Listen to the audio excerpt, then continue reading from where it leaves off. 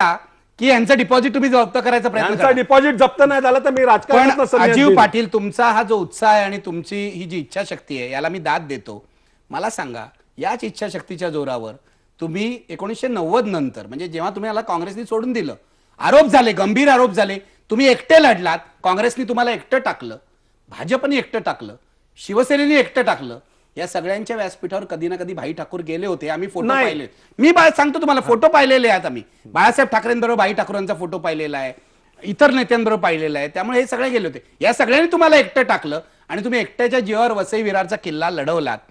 आम्ही एकट्याच्या जीवावर नाही, मग कोणाच्या जीवावर लढवलं? मतदारांच्या जीवावर, आमच्या सामान्य कार्यकर्त्यांच्या जीवावर. एक लक्षात घ्या का हे काही युपी बिहार नाही मिळत. पण मला सांगा, पण काँग्रेसनी किंवा बीजेपीनी किंवा शिवसेनेनी किंवा राष्ट्रवादी काँग्रेसनी तुम्हाला काही मदत नाही केली ना. मीडिया ट्रायलमुळे प्रत्येक जण घाबरले. हो, हे देखील म्हणजे हे घाबरले होते. हे महादेशाला ऐकून घ्या, आमचे हितचिंतक आहेत, पण मीडिया समोर हे बोलू शकत नाही. हे ते विवेक पंडित उत्तर द्या. विवेक पंडित उत्तर द्या. नाही, मुख्य मुद्दा असा आहे, पहिल्यांदा मी त्यांना शुभेच्छा देतो 2014 साठी. आणि शुभेच्छा देत असताना माझा प्रश्न आहे त्यांना की 2009ला पळ का काढला मैदानातून?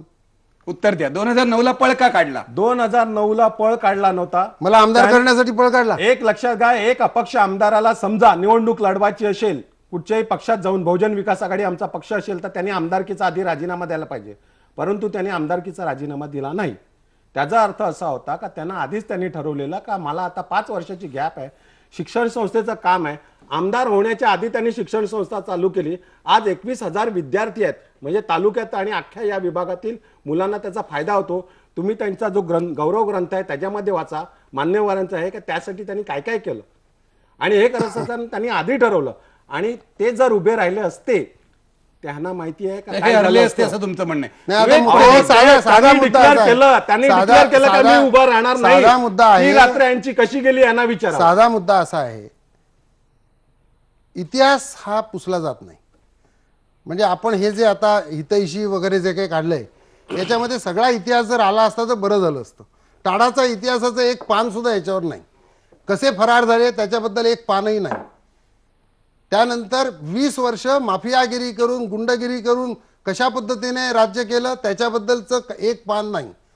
वाघोलीला कोणत्या अवस्थेमध्ये जाऊन महिलांना मारहाण केली आणि त्यानंतर वाघोलीला काय झालं, हा इतिहास आहे. त्या वाघोलीच्या प्रकरणानंतर ज्या वेळेला संपूर्ण वातावरण ढवळून निघालं, यांच्या म्हणण्याप्रमाणे सगळी जनता यांच्या बरोबर आहे, मग तुम्ही तुमचा उमेदवार उभा करता, तो तुम्हीच आहात.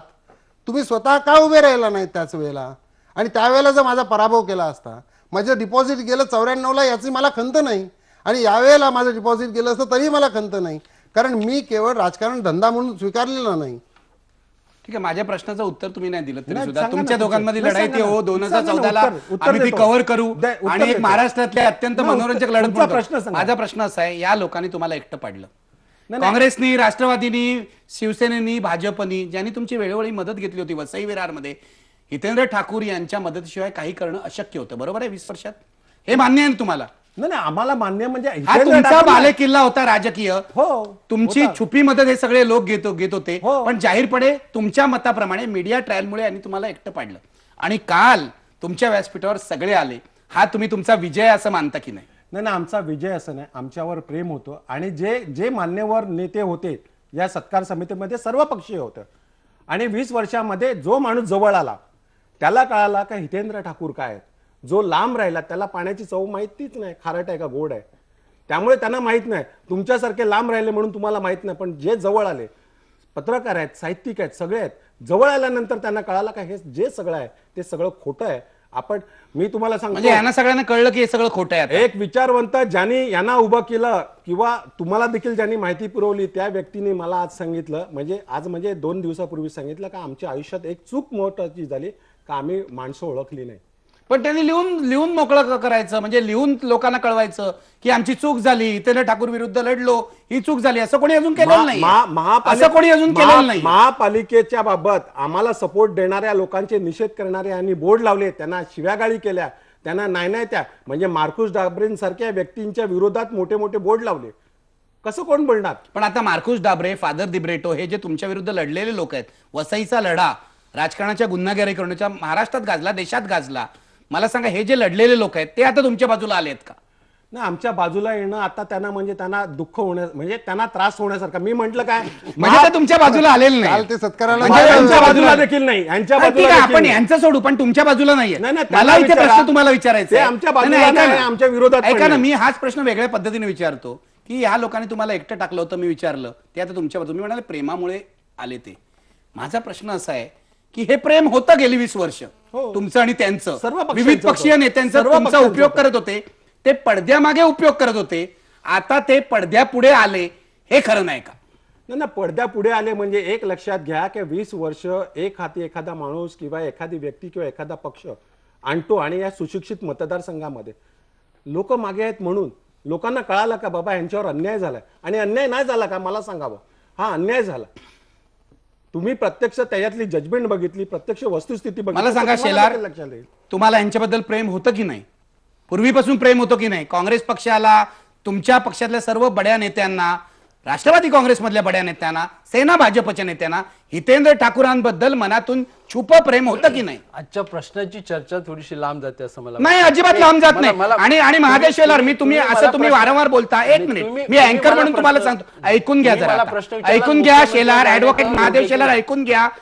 प्रश्नाची चर्चा कुठे जाते हे ठरवण्याचा अधिकार अँकर म्हणून माझा आहे. ठीक आहे ना. तेव्हा ती योग्य चालली आहे. माझ्या प्रश्नाचं उत्तर द्या, कृपया माझ्या प्रश्नाचं उत्तर द्या.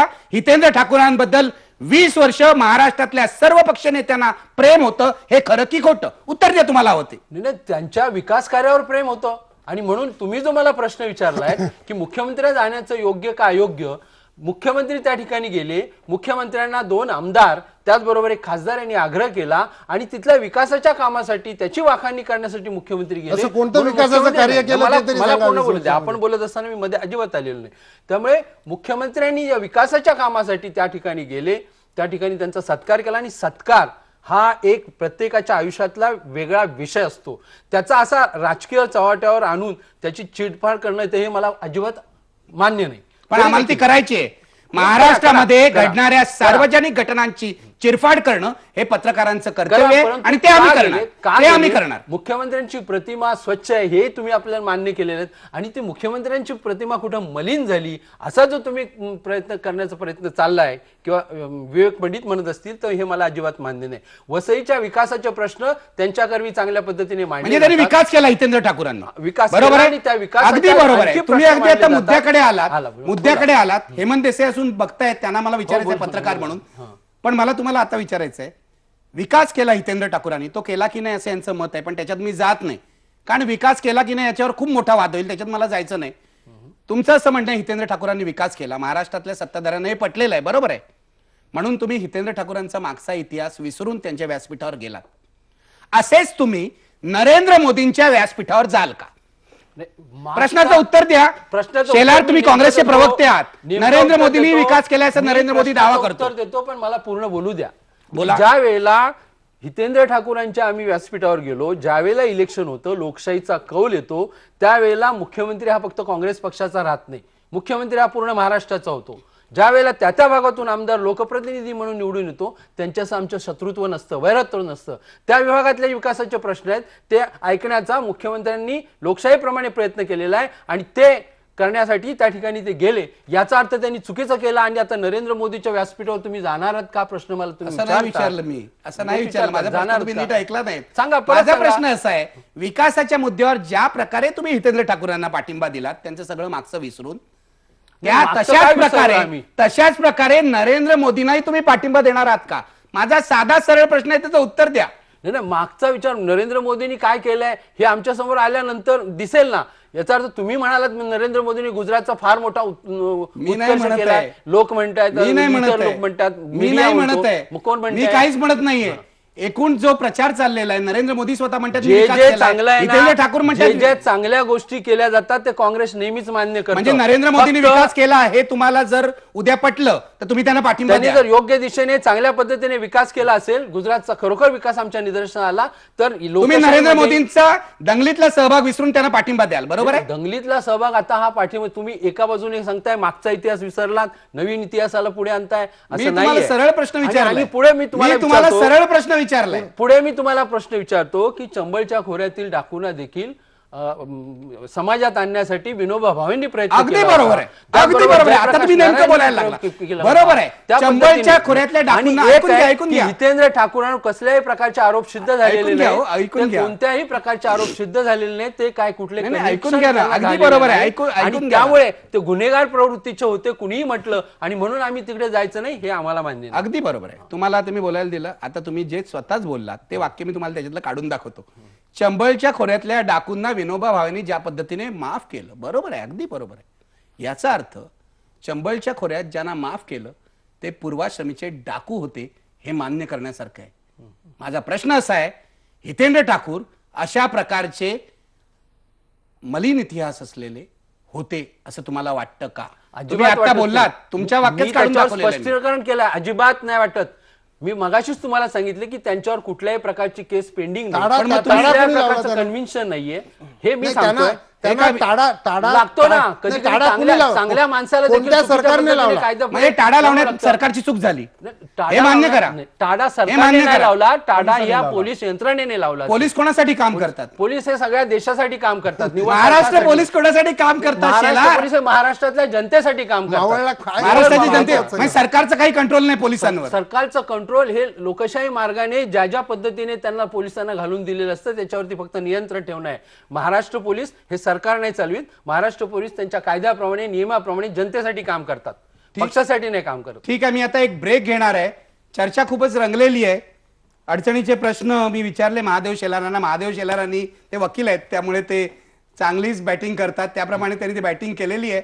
ब्रेक नंतर मी जाणार आहे हेमंत देसाईंकडे. मला हे विचारायचं आहे की जुना इतिहास उघडत बसणं योग्य आहे का? राजकारणाच्या गुन्हेगारीकरणाला आम्ही विसरलो आहे का? आणि हितेंद्र ठाकूर यांच्या सत्काराच्या निमित्ताने महाराष्ट्रामध्ये राजकारणाचं गुन्हेगारीकरण मागे टाकून एक नवं राजकारण करण्याचा प्रयत्न होतोय का? तिथून मी चर्चेला सुरुवात करणार आहे. पण ब्रेक पूर्वी प्रश्न पहा. आमदार हितेंद्र ठाकूर यांच्या सत्काराला मुख्यमंत्र्यांसह बड्या नेत्यांनी उपस्थित राहणं योग्य आहे का? बघा पडद्यावर. नाही म्हणतायत 93% लोक. हे लक्षात घ्या, हे जनमत आहे.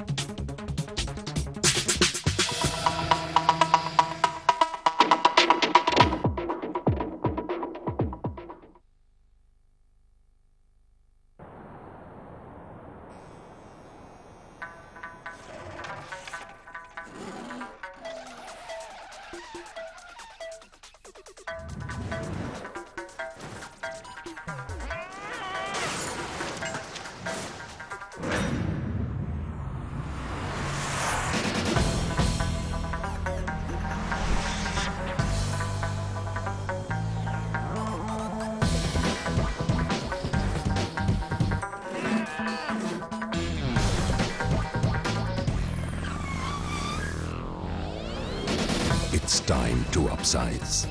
Tata Grande Daiko. Because size matters. दुष्ट चक्राला भेदू शकेल का अरुंधती? डाबर वाटिका शॅम्पू प्रस्तुत अरुंधती आजपासून संध्याकाळी 7:30 वाजता झी मराठीवर. मुक्ता चमक दातांवरचे डाग काढून दात पांढरे शुभ्र करणारे एकमेव उत्पादन. मुक्ता चमक शुभ्र चमकदार दातांसाठी.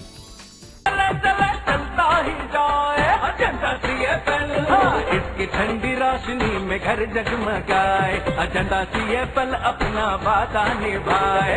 ज्यादा रोशनी दे ज्यादा बिजली बचाए. 80% से ज्यादा बिजली बचाए.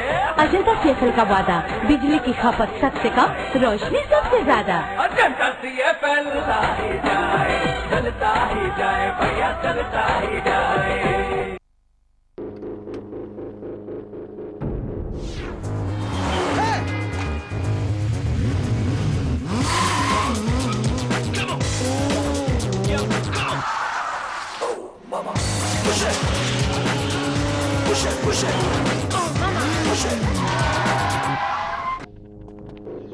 TVS Apache RTR 160. Scarily fast. More fire come make we burn Babylon. More fire build them one by one. More fire come make we burn them rats. And tie them make them eat all grass. More fire come make we burn Babylon. More fire cause them a love back. हा साहेब. अरे तू जहा नको बेऊ निघ. तिकडून किती सामानाची delivery करायची आहे? पाण्याची टाकी, 800 अंडी, 18 सिमेंटची पोती. पुलाच्या खाली डोळे मिटून जिना उतरून खाली जा. पण मला ख्यात तर फक्त 1 लिटर आहे. अरे ही 1 लिटर मध्ये 36 किलोमीटर चालेल. सर तुम्ही पुन्हा मस्कर तर नाही ना करत? खर्च कमी, मायलेज सर्वात जास्त, 20 महिन्यांची वॉरंटी. पियाजिओ आपे. सॉलिड कमाई गॅरंटीड. नवाब साहेबांच्या रक्ताने कोणाचे हात रंगलेत कोण मला सांगेल.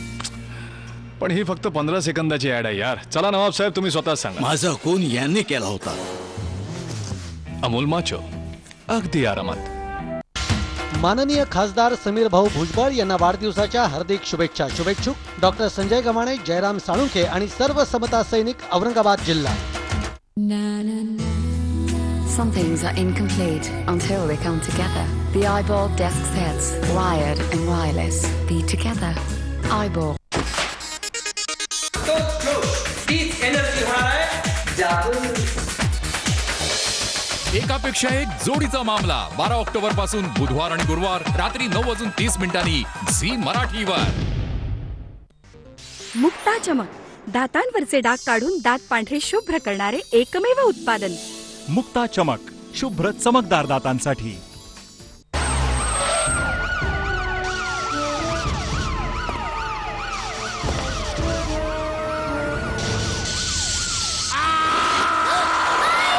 जसे पोलीस चोरांना त्यांचा माग काढत काढत पकडतात, तशीच जगाची सर्वोत्तम टेक्नॉलॉजी ॲक्वाश्युअरचा किटाणू मॅग्नेट पाण्यातील बॅक्टेरिया आणि व्हायरस यांना त्यांचा माग काढत काढत पकडतो. ते देखील विना केमिकल, आणि तुम्हाला देतो जगातील सर्वात सुरक्षित पाणी. पाण्याला सर्वात सुरक्षित कोण बनवतं? ॲक्वाश्युअरचा किटाणू मॅग्नेट. ॲक्वाश्युअरचा किटाणू मॅग्नेट. ही आहे प्रत्येक आईची जबाबदारी. सर कहाँ जाना है आपको? आप ही के घर चोरी करने. हम चोर हैं. आगे से लेफ्ट ले लीजिए सर, शॉर्टकट है. अरे आप भी आइए ना, आप ही का घर है. क्या मुसीबत कभी इस तरह आएगी? नहीं ना, इसलिए अपनाइए गोदरेज के हाईटेक सिक्योरिटी सॉल्यूशंस.